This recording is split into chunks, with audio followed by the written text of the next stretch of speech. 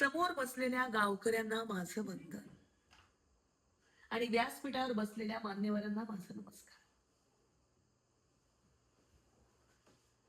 आज मी तुमच्या समोर राजकारणी म्हणून उभी नाहीये, हे लक्षात घ्या.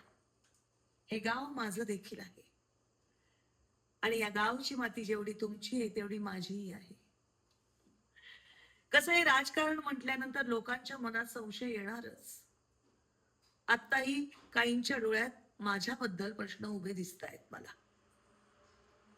पण ही दमयंती ढाले पाटील कारण असल्या बिगर राजकारण करत नाही, हे अख्ख्या पंचक्रोशीत माहिती आहे. आत्ताही कारण आहे.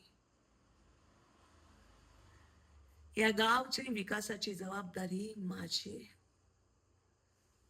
पण विकास आणि निसर्ग एकत्र हातात हात घालून चालतील तेव्हा सर्वांगीण विकास होईल असं म्हणता येईल आपल्याला.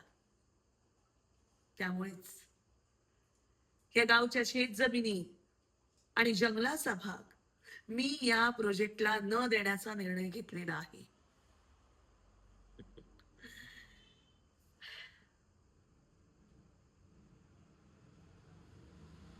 महेश्वर महेश्वर थांब. मला माहिती आहे हा प्रोजेक्ट तुझ्यासाठी अत्यंत महत्वाचा आहे,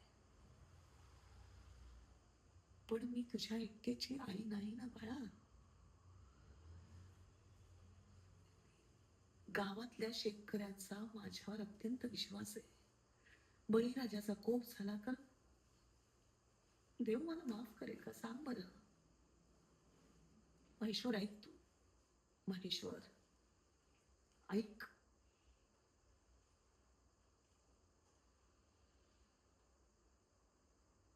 लोकांचा विचार करता करता पोटच्या पोराचा विचार करायचा राहूनच गेला का?